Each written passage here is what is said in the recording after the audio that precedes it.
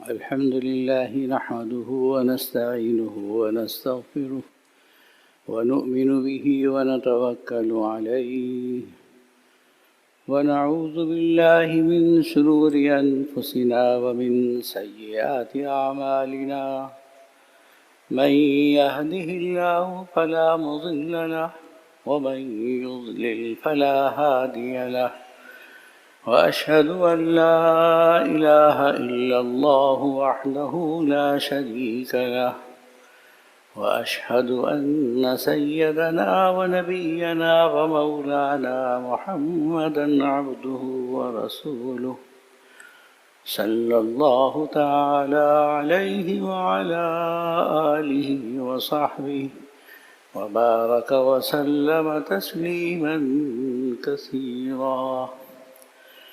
أما بعد فأعوذ بالله من الشيطان الرجيم. بسم الله الرحمن الرحيم. يمحق الله الربا ويربي الصدقات والله لا يحب كل كفار أثيم. بزرگان محترم، حضرت شیخ الاسلام مفتی مولانا محمد تقی عثمانی صاحب دامت برکاتہم سفر میں تشریف لے گئے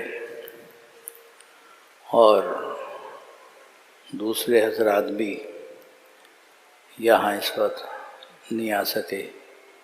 مولانا زبیر اشرف صاحب بھی سفر میں ہیں اور حضرت مولانا ڈاکٹر عمران اشرف صاحب بھی. پاؤں کی ایک تکلیف ہو گئی ہے، اللہ انہیں صحت دے، اس کی وجہ سے یہاں تشریف نہیں لا سکے. بہرحال جمعہ کا ایک معمول ہے کچھ دینی باتیں بیان کرنے کا، تو انہوں نے مجھ سے فرمایا کہ میں کچھ بات آپ کے سامنے عرض کر دوں.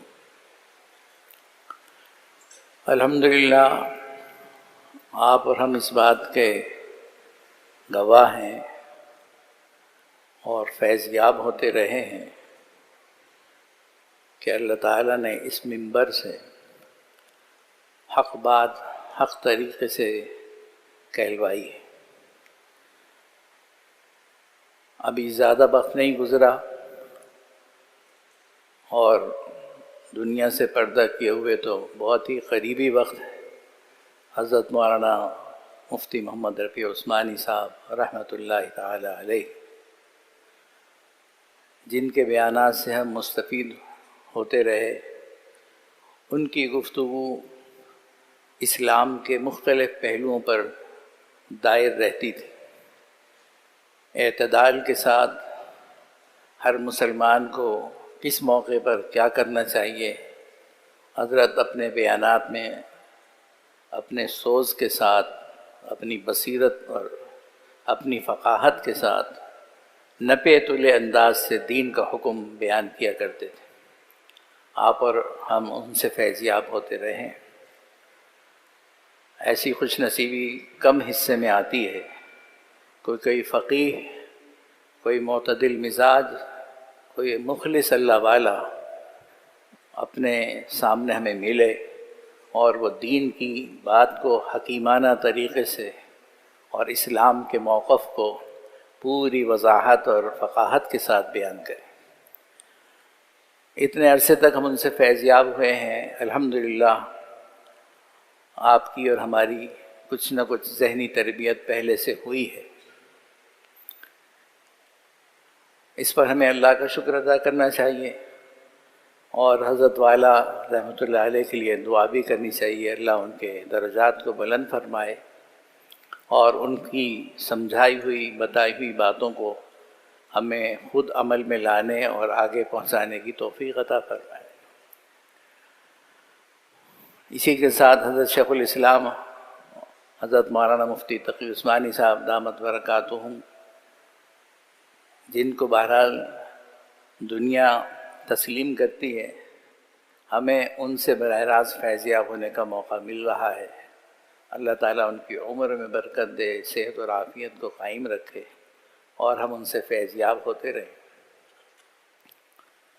اسی طرح ان کے جانشین حضرات جب بیان کرتے ہیں تو دین کی ان باتوں کا تذکرہ اپنے اپنے انداز سے ہمدردانہ طور پر، مخلصانہ طور پر حاضرین کے سامنے پیش کرتے ہیں، اس کی ہمیں قدر کرنی چاہیے۔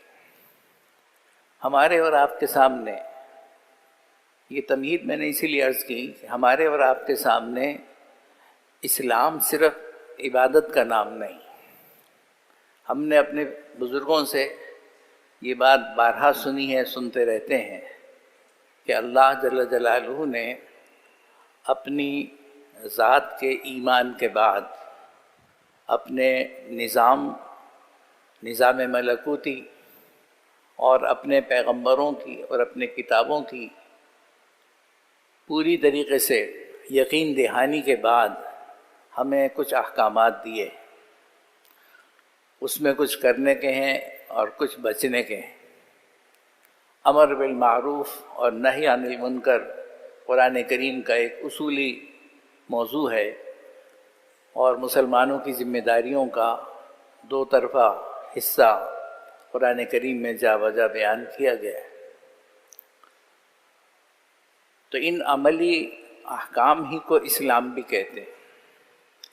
اسلام جس جگہ ہوگا، جس شخص کی زندگی میں ہوگا اور جس قوم کی زندگی میں ہوگا، وہ ہمیشہ سلامتی سے ہمکنار ہوگی۔ جو ایمان کے ساتھ اس کو مانیں گے ان کو دنیا کی سلامتی بھی ملے گی اور آخرت میں اللہ جل جلالہ کی رضا بھی ملے گی، اور امن و سلامتی کا مقام جنت بھی حاصل ہو جائے گی۔ جو لوگ ایمان کے بغیر اسلام کے احکام کو نافذ کریں گے، دنیا کے اندر اس سلامتی کی ضمانت ان کے لیے بھی ہے۔ یہ اور بات ہے کہ وہ اس کو اپنی غرض کے لیے، اپنے دنیاوی فائدے کے لیے قبول کر لیں اور اللہ کی ذات و صفات کو نہ مانیں، اللہ کے نبیوں کو نہ مانیں، آخرت کو نہ مانیں، تو اس کا معاملہ جب پیش آئے گا اس وقت ان کو خسارہ ہوگا۔ دین اللہ نے ہمارے لیے اسلام پسند کیا ہے، اور اسلام سلامتی کا ضامن ہے۔ اگر ہماری زندگی میں عبادت کے پہلو سے اسلام آئے گا تو ہم عبادت کے اعتبار سے سلامتی والے ہو جائیں گے۔ معاشرتی زندگی میں اسلام آئے گا تو ہماری معاشرت میں سلامتی پیدا ہو جائے گی۔ معاملات کے اندر اسلام آئے گا تو ہمارے معمولات اور معاملات کے اندر سلامتی پیدا ہوگی۔ اخلاقیات میں اسلام آئے گا تو اس کے اندر سلامتی پیدا ہوگی۔ دین اسلام ہماری زندگی کے تمام پہلوؤں کو منظم اور مرتب کرتا ہے اور ایک دوسرے کے مفادات کو قائم کرتا ہے۔ اللہ جل جلالہ کا نازل کردہ حکم ہے، یہ نہایت معتدل بھی ہے، اجتماعی طور پر عمل کرنے کے اعتبار سے سہولت والا بھی ہے، اور سب کے واسطے نتیجہ خیز ہے۔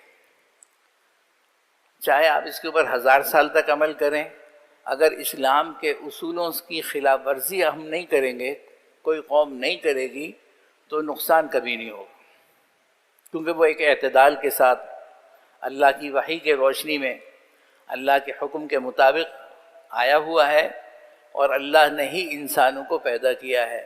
اللہ تعالیٰ ہی انسانوں کی ضرورتوں کو جانتے ہیں، اجتماعی ضرورتوں کو بھی جانتے ہیں، انفرادی ضرورتوں کو بھی جانتے ہیں، اب بھی جانتے ہیں، پہلے سے بھی جانتے تھے۔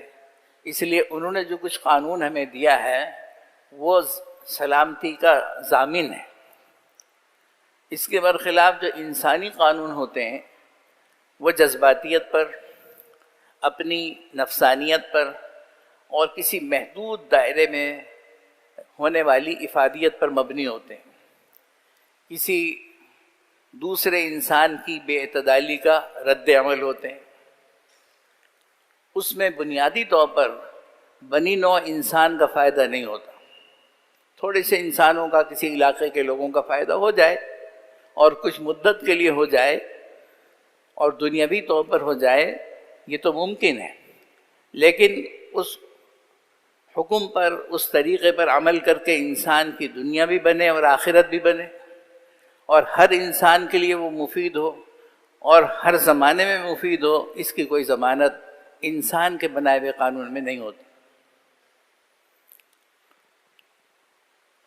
مسلمانوں کے زوال کے بعد انسانیت کی بدقسمتی یہ ہے کہ دنیاوی طور پر محنت کرنے والے، ٹیکنالوجی کے اندر آگے بڑھنے والے، دنیا پر حکومت کا خواب دیکھنے والے لوگوں کے سامنے اسلام نہیں تھا، عیسائیت تھی یا کوئی اور مذہب تھا۔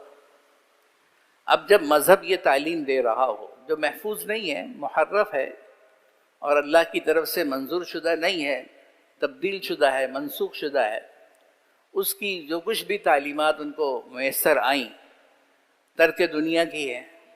ظاہر بات ہے کہ جس آدمی کے سامنے یہ ہو کہ بھئی مذہب یہ کہتا ہے کہ تم دنیا چھوڑ دو، دنیا لوگوں سے میل جول نہ رکھو، تم شادی بیاہ نہ کرو، خاندان نہ بساؤ، کاروبار اور تجارت نہ کرو، تو ظاہر ہے اس کے سامنے راستہ یہی ہے کہ وہ کہے کہ مذہب کو صرف عبادت گاہ میں محدود کر لو اور باقی زندگی اپنی مرضی کے مطابق قانون بنا کے گزارو۔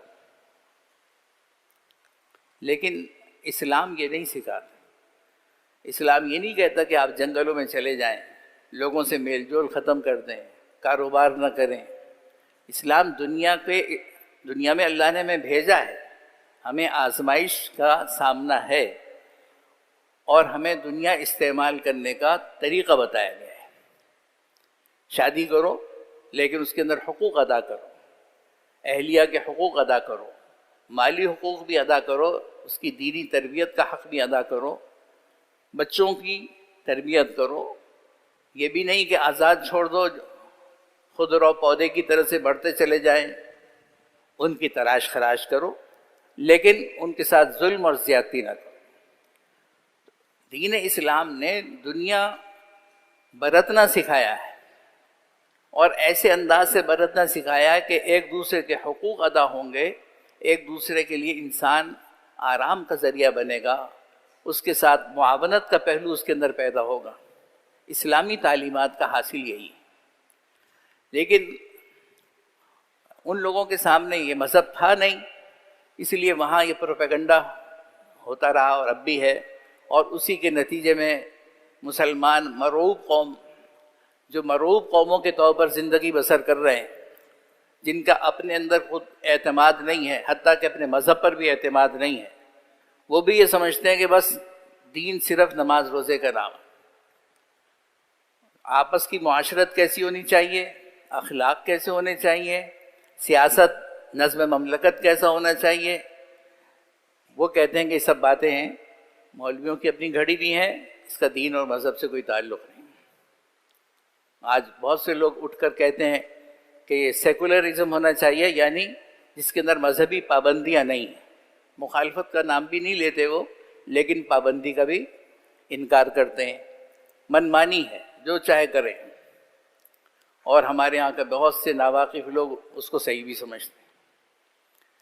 طرفہ تماشا یہ ہے کہ جب علماء، عالم، مولوی ان مسائل پہ گفتگو کرنے لگتا ہے تو چونکہ وہ نفس کے خلاف ہیں، اس پر مزاحمت کرنے کے لیے دل آمادہ نہیں ہے، اس کے لیے کوئی متبادل راستہ نظر نہیں آتا، تو ہڑبڑا کے کہتے ہیں کہ مولویوں کو کچھ اور نہیں سوچتا، اسی پہ لگے رہتے ہیں کہ صاحب پردہ ہونا چاہیے، اخلاقیات ہونی چاہیے، دنیا کہاں سے کہاں جا رہی ہے، یہ ابھی اسی چیزوں میں پڑے ہوئے۔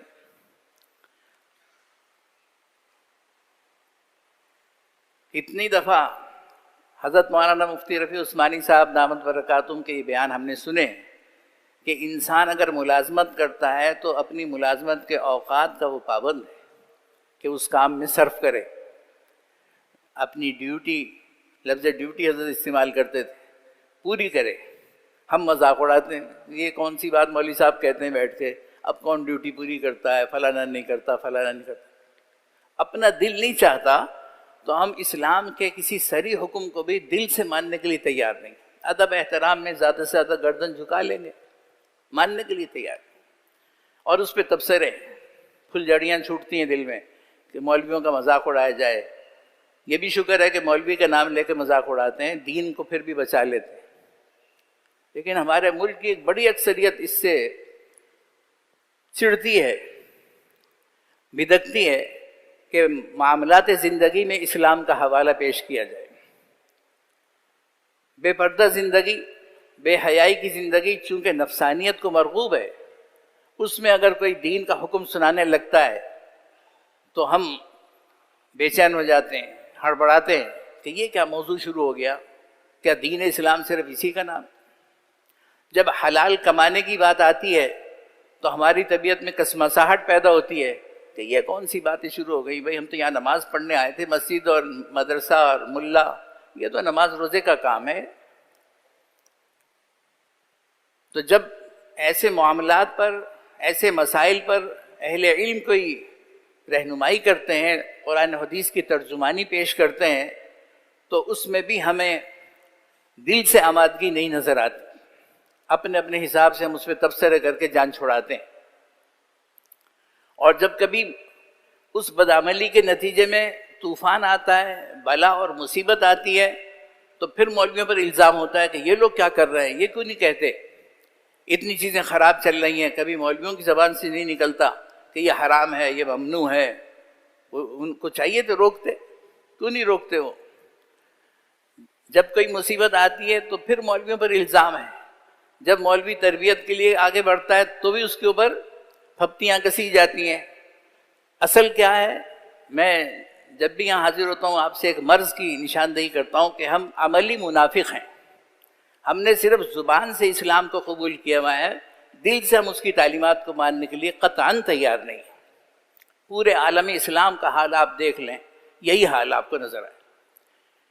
حکومتیں ہیں، اختیارات ہیں، عوام کا مطالبہ ہے، لیکن وہ ٹس سے مس نہیں ہوتے. یہودی قانون، عیسائی قانون بنانے میں خوش ہیں، اسی میں اپنی ترقی سمجھتے ہیں، اسی کو اپنی نجات سمجھتے ہیں. مثلا ابھی حال میں دوبارہ سود کی حرمت کا مسئلہ پھر دوبارہ پیش کیا گیا ہے. علماء اس کی کوشش کر رہے ہیں کہ اس کو قانونی طور پر، عملی طور سے، صحیح طور سے نافذ کر دیا جائے اور مسلمان ملک کے رہنے والے جائز طور سے، حلال طریقے سے اپنی آمدنیاں حاصل کریں اور اس سود سے نجات پائیں. لیکن پھر وہی بات ہے کہ جن لوگ، کیا سود کی حرمت کا کسی مسلمان کو پتہ نہیں ہے؟ جس نے بھی قرآن کریم پڑھا ہے یا جس نے بھی کبھی علماء کی تقریریں سنی ہوں گی، زندگی میں کبھی نہ کبھی اس کے سامنے مسئلہ ضرور آیا ہوگا کہ اللہ تعالیٰ نے سود کو حرام کیا ہے. مسئلہ تو سب جانتے ہیں. اس حرمت کو ثابت کرنے کی ہمیں اور آپ کو ضرورت نہیں ہے. قرآن کریم میں صاف صاف حکم موجود ہے. اللہ تعالیٰ نے اس کے فوائد بھی بیان کیے ہیں، اس کے نقصانات بھی بیان کیے ہیں کہ سود چھوڑو گے تو کیا فائدہ ہوگا اور سود لوگے تو کیا نقصان ہوگا. دنیا میں، آخرت کی تو بات آخرت کے ساتھ ہے، دنیا کے اندر اس کا نقصان. لیکن ہماری بے بسی، ہماری مرعوبیت کا یہ حال ہے کہ خود یہودی اپنا طریقہ بدل لیں اور اسلام کے طریقے پر اپنے قانون بنا دیں، اپنی بینکاری کا نظام سود صفر پر لا کر شروع کریں. ظاہر ہے وہ تو مسلمان نہیں ہیں تو وہ تو بلا سود کا لفظ استعمال نہیں کرتے ہیں. وہ اصطلاح قائم کرتے ہیں کہ شرح سود صفر ہو جائے، یعنی کہ نہ ہو. تو شرح سود صفر ہوگی تو یہ افراط زر ختم ہوگا، اور یہ جو کچھ تفصیلات ہیں میں بھی اس میں نہیں جانا چاہتا، وہ معاشی ماہرین آپ کے سامنے بیان کر دیں گے. لیکن بنیادی بات میں عرض کر رہا ہوں کہ ہم ان کے قبول کرنے کے بعد ان کی تقلید میں اس کو صحیح سمجھیں گے کہ ہاں بہت اچھا قانون ہے، ایسا ہونا چاہیے، اور پھر شاید بھولے بھٹکے ہمیں اسلام کا حوالہ بھی یاد آ جائے. لیکن اس وقت اپنے اختیار سے، اپنے شوق سے، اپنے دین کے تقاضے سے کھڑے ہو کر ہم سود کو نفی کر دیں، اس کے لیے پوری قوم تیار نہیں ہے. مہنگائی ہو جاتی ہے، وابیلا ہوتا ہے، لیکن بے حیائی پھیلتی ہے، کوئی نہیں بولتا. عرصہ دراز سے ہمارا معیشت کا نظام سود پر مبنی ہے، لیکن انفرادی طور پر تھوڑی بہت کوشش ہو رہی ہے. لیکن قومی سطح پر ہم یہ ڈرتے ہیں کہ اگر ہم نے سودی نظام چھوڑ دیا تو ہمارا کاروبار کیسے چلے گا؟ اس کا مطلب یہ ہوا کہ ہم نے مان تو لیا کہ ہم مسلمان ہیں، لیکن اللہ تعالیٰ نے فرمایا کہ لا تأکلوا الربا اضعافا مضاعفا، اس پر عمل کرنے کے لیے ہم تیار نہیں۔ بات اس وقت سیاسی نہ سمجھ لی جائے، ورنہ اتنا بھی عرض کر دوں کہ ہمارے جتنے بھی سیاستدان حکومتی سطح پر آگے پہنچتے ہیں وہ بھی اللہ تعالیٰ ہمیں معاف کرے پورے طور پر اسلام کو ماننے کے لیے تیار نہیں ہوتے۔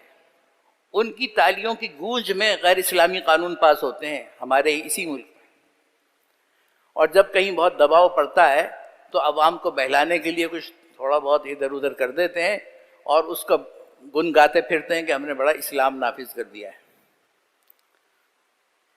حکومتوں کے حالات تو ان کے ساتھ ہیں، کون سی حکومت کے قسمت میں یہ لکھا ہے یہ تو مجھے نہیں معلوم، لیکن جو بھی ایسا کرے گا وہ اللہ کے ہاں سرخرو ہوگا۔ حکومت کے جو بھی اراکین اپنے اختیارات استعمال کرتے ہوئے سودی نظام کو ختم کرنے کی کوشش کریں گے اور اس کو ختم کر دیں گے، وہ مسلمانوں کے ہیرو کہلائیں گے، وہ اللہ کے مقرب بن جائیں گے۔ دنیا کی حکومت آتی جاتی رہتی ہے، انسان کی زندگی ایک وقت پہ ختم ہو جاتی ہے، اس کو اپنے اعمال کا جواب اللہ کے ہاں دینا ہے۔ اور یہ ذمہ داری حکمرانوں کے ساتھ ساتھ خود مجھ پر اور آپ پر بھی ہے کہ ہم اپنا کردار ادا کریں۔ سب سے پہلا درجہ جو نبی کریم صلی اللہ علیہ وسلم کے ارشاد کی روشنی میں ہمارے سامنے ہے وہ یہ ہے کہ کوئی گناہ جب ہو تو ادنا درجہ یہ ہے کہ ہم اس کو برا سمجھیں، اپنے دل میں اس کو برا سمجھیں، حرام چیز ہے ہم اس کو حرام سمجھیں، اس کو اپنے لیے جائز کرنے کے ہیلے نہ تلاش کریں۔ جب کوئی چیز گناہ ہے اور اس کو چھوڑنے کا ہم سب مل کر ارادہ کریں تو اللہ تعالیٰ اس کے لیے صورتیں پیدا کر دیتے ہیں، لیکن جب ہماری تمنا نہ ہو، ہمیں خواہش ہی نہ ہو اس بات کی، اور اپنے طاقت کے لحاظ سے اپنے اختیار کے لحاظ سے ہم کچھ کرتے نہ ہوں، تو میں نے عرض کیا نا کہ یہ ہمارا امتحان ہے، ہم اسی امتحان میں ناکام ہوں۔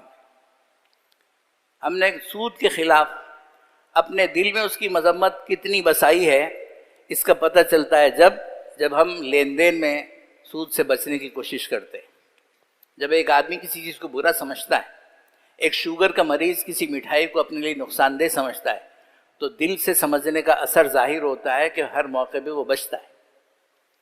اگر ہم، ہو سکتا ہے میری بات سن کے آپ کا انکار ہو کہ نہیں ہم تو برا سمجھتے ہیں، تو اس لیے میں عرض کر رہا ہوں کہ اس برا سمجھنے کا ٹیسٹ کر لیجئے، اس کا امتحان آپ خود کر لیجئے کہ جب آپ کا معاملہ کسی کاروبار کے اندر، کسی ادھار قرض کی ضرورت کے اندر پیش آتا ہے تو آپ سود کو ٹھنڈے پیٹ برداشت کر لیتے ہیں یا اس کو مذموم سمجھتے ہیں اور اس سے بچنے کے کوئی راستے تلاش کرتے ہیں۔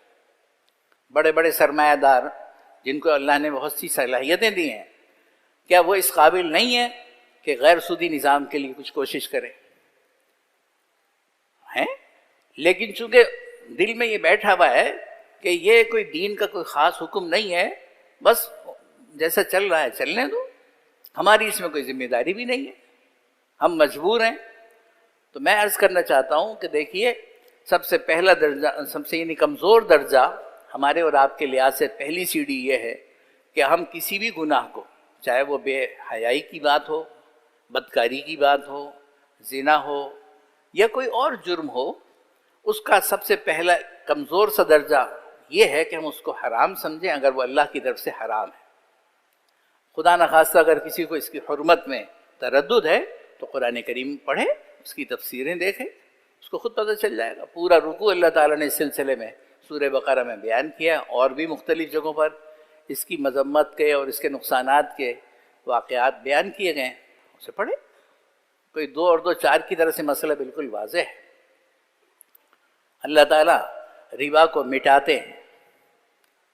ربا میں دیکھنے میں تو لگتا ہے کہ ہمیں پیسہ زیادہ مل رہا ہے، سود لینے والا، دینے والے کو تو بیچارے کا خسارہ ہی ہے۔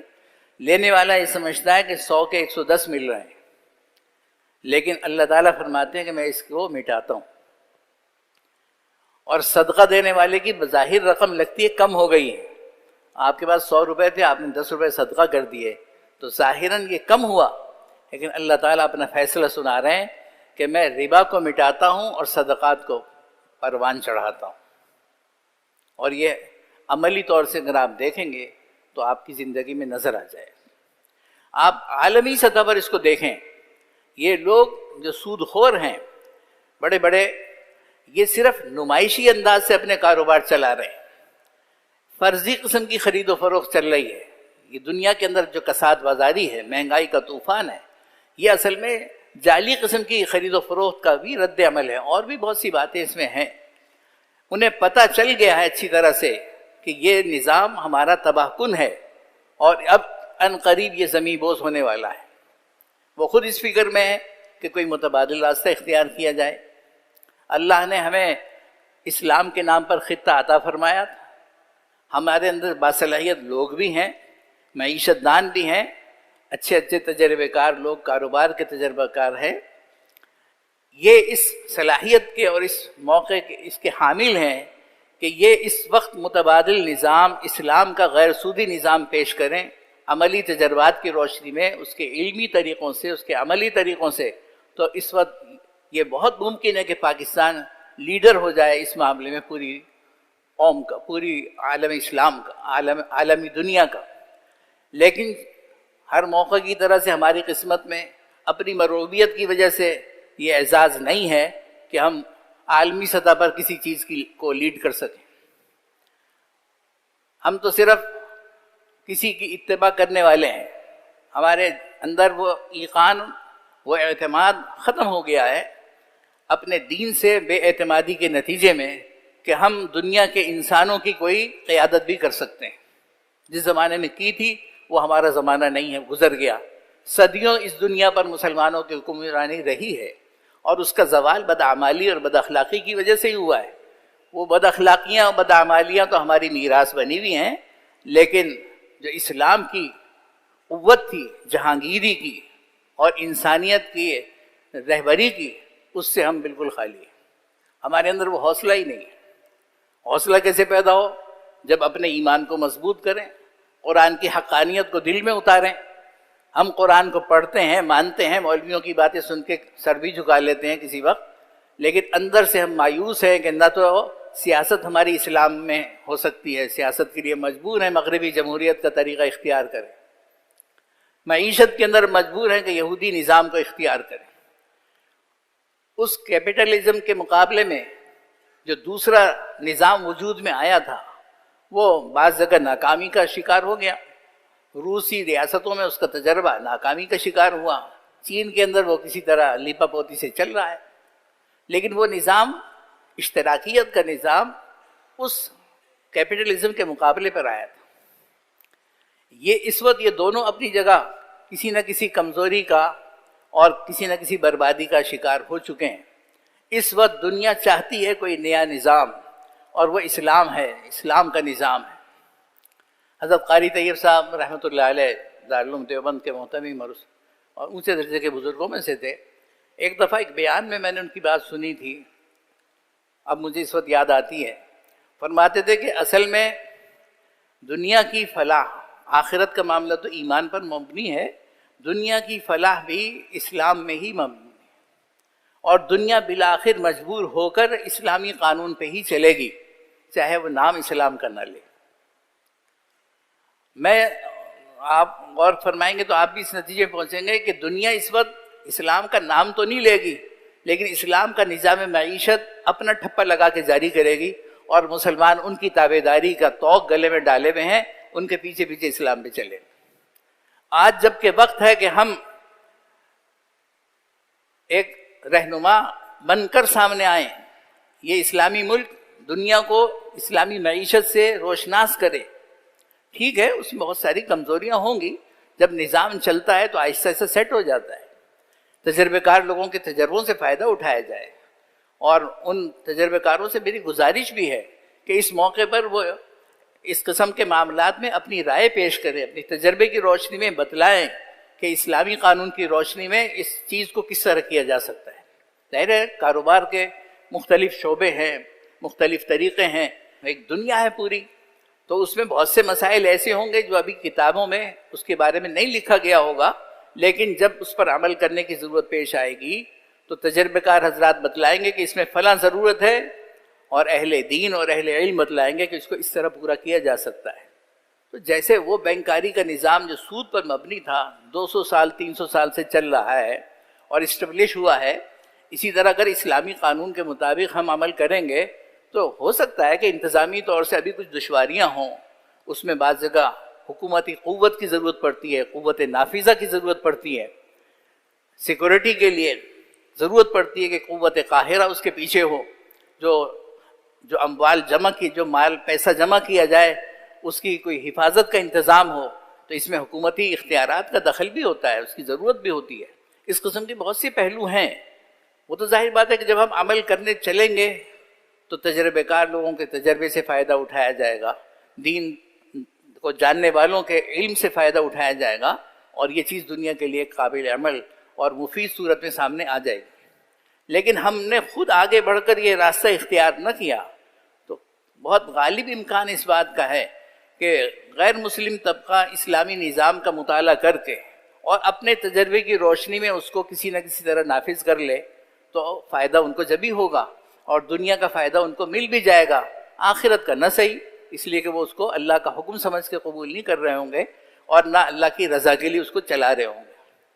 ہمارے پاس دونوں آپشن، ہمارے پاس دونوں پہلو ہیں کہ ہم اسلام کے نظام کو اسلام کی صورت میں اختیار کریں، اللہ کی رضا بھی ہمیں حاصل ہوگی اور دنیا کے اندر جو اس کی سلامتی مضمر ہے وہ ظاہر ہو کر ہمارے سامنے آئے گی۔ لیکن اس کے لیے ضرورت اس بات کی ہے کہ ہم پہلے نمبر پر تو اس سود کی حرمت کو اپنے دل میں مضبوط کریں، اور پھر جس کے ذمے جتنا کام ہے، جس سے جو کچھ ہو سکتا ہے، وہ اس سے جان چھڑانے کی عملی کوشش بھی کرے اور دعا بھی کرے۔ ہمارے یہاں کوشش کا ہمارے دین نے سکھلایا کہ اللہ تعالیٰ سے بھی مانگو اور اپنی بساط کے مطابق اپنے قدم بھی بڑھاؤ، تو اللہ تعالیٰ کامیابی عطا فرماتے ہیں۔ تو حکومتیں اس کو کریں گی نہیں کریں گی میں نہیں کہہ سکتا، میں اس وقت تو کوئی سیاسی حوالے سے بات نہیں کرنا چاہتا، کیونکہ بعض اوقات اپنی حکومت کو اچھا کرنے کے لیے لوگ دین کا کام شروع کرتے ہیں، لیکن جس کو آج کل کی اصطلاح میں کہتے ہیں مذہبی کارڈ استعمال کرتے ہیں۔ تو میں نہیں کہہ سکتا کہ ان کی کیا نیتیں ہوں گی اور کیا نہیں ہوں گی، لیکن ہم اور آپ تو اپنے دین کا حکم سمجھ کر اس کے لیے آگے بڑھیں اور اپنے اپنے دائرے میں اس کی کوشش کریں، اس کی حرمت کو دوسروں کے دماغ میں بٹھائے۔ جو کاروبار کرتے ہیں وہ اس کو حرام سمجھ کر اس سے بچنے کی کوشش کریں اور متبادل صورتوں پر تجویزیں پیش کریں، اور جو اس کام کے اور ماہر ہیں وہ اس میں اپنے اور طریقے سے سمجھائیں بتائیں، تو آہستہ آہستہ دین کا صحیح پہلو جو ہے عملی شکل میں سامنے آ جائے گا۔ یہ بھی ہو سکتا ہے کہ صرف سود ہی نہیں، معیشت کے دیگر پہلو بھی اسلام کے مطابق بنانے کی ضرورت ہے، اور اس کے بہت سی تفصیلات ہیں، وہ انشاءاللہ پھر کبھی کسی موقع پر کوئی بزرگ سنائیں گے آپ کو۔ اس وقت کی بات کا حاصل یہ ہے کہ اللہ تعالیٰ فرماتے ہیں کہ سود کو چھوڑ دو، اور یہ فرمایا کہ سود کو اللہ تعالیٰ مٹاتے ہیں اور صدقات کو بڑھاتے ہیں۔ ہمیں اس آیت کے اور یہ پورا رکوع سورہ بقرہ میں ہے، آپ میں سے جو دلچسپی رکھے، بلکہ سبھی کو چاہیے کہ اس کو پڑھ لیں، اس کا ترجمہ سمجھ لیں اور اس کی حرمت کو اپنے دل میں جگہ دیں، اس کو حرام سمجھیں اور بچنے کا پورا اہتمام کریں اور دوسروں کو بچانے کی فکر کریں، اور حکومتی سطح پر اجتماعی نظام کے اعتبار سے جہاں آپ کو موقع ملے اس کو نافذ کرنے میں حصہ لیں۔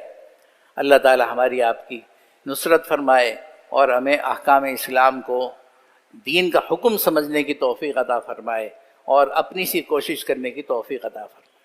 اب تک جو ہم نے کوتاہی کی ہے، کسی بھی درجے میں کی ہے، اس پر ہمیں اللہ تعالیٰ سے معافی مانگنی چاہیے، توبہ کرنی چاہیے، اور آئندہ کے لیے ہمت اور عزم سے کام لے کر اس چیز کو نافذ کرنے میں آگے بڑھنا چاہیے۔ اللہ تعالیٰ ہمیں مدد فرمائے، توفیق عطا فرمائے۔ وآخر دعوانا الحمدللہ رب العالمین۔